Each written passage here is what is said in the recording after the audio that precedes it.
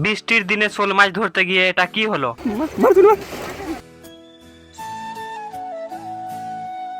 Guys, সেদিন সকালে ঘুম থেকে উঠে দেখছি প্রচুর পরিমাণে বৃষ্টি হচ্ছে। তাই আমরা ঠিক করলাম এই বৃষ্টির দিনে আজকে আমরা যাবো শোল মাছ ধরতে। তাই বাড়ি থেকে বেরিয়ে পড়লাম মাছ ধরার উদ্দেশ্যে। আর আজ এত পরিমাণে বৃষ্টি হয়েছে তাই ধানগুলো সব ডুবে গিয়েছে। এখন আমাদেরকে হাঁটতে হাঁটতে যেতে হবে 300 মিটার দূরে। আর ফাইনালি আমরা হাঁটতে হাঁটতে পৌঁছে গেলাম ওই পুকুরে। হ্যাঁ, এই সেই পুকুরে। এই পুকুরে অনেক শোল মাছ আছে। এখন শোল মাছ ধরার জন্য পুকুরে পাড়ে আমরা এইভাবে দাঁড়িয়ে আছি। আর বেশ কিছুক্ষণ পর একটা শোল মাছের সন্ধান পাওয়া গেল। তাই রকেটের গতিতে ছুটে গিয়ে জালও ফেলা হলো। হ্যাঁ, জাল তো ফেলা হলো। দেখা যাক জালে মাছ কি পড়েছে। তারা দুজন মিলে জালের ভেতরটাকে ভালো করে খুঁজে দেখছে। দেখা যাক মাছ কি তারা পাবে। হ্যাঁ, তারা বেশ কিছুক্ষণ ধরে খুঁজে দেখলো কিন্তু জালে মাছ পড়লো না। আর ওখান থেকে ছুটে গিয়ে একটা জায়গায় জাল ফেলা হলো।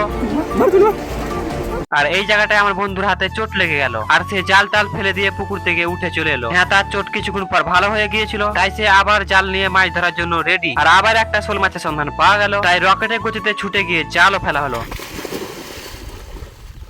দেখা যাক এবার কি হয়। এবার তো আমার মনে হচ্ছে বিরাট বড় একটা শোল মাছ পড়েছে। দেখা যাক এবার কি হয়। মাছ তো খুব চালাক, বারবার পালিয়ে যাচ্ছে। হ্যাঁ, এবার মাছ ধরার জন্য 3 জন নেমে পড়েছে। আর তারা 3 জনের জালের ভেতরে ভালোভাবে মাছ খুঁজে দেখছে। কিন্তু এবারও জালে মাছ পড়লো না। হ্যাঁ, মাছ অনেক চালাক, তাই বারবার পালিয়ে যাচ্ছে। আর সেদিনকে মাছ আমরা পেয়েছিলাম একটি। হ্যাঁ, সেদিনকে এই মাছটি আমরা পেয়েছিলাম। আর এই একটা মাছ নিয়ে আমরা হাঁটতে হাঁটতে বাড়ির উদ্দেশ্যে রওনা দিয়েছিলাম।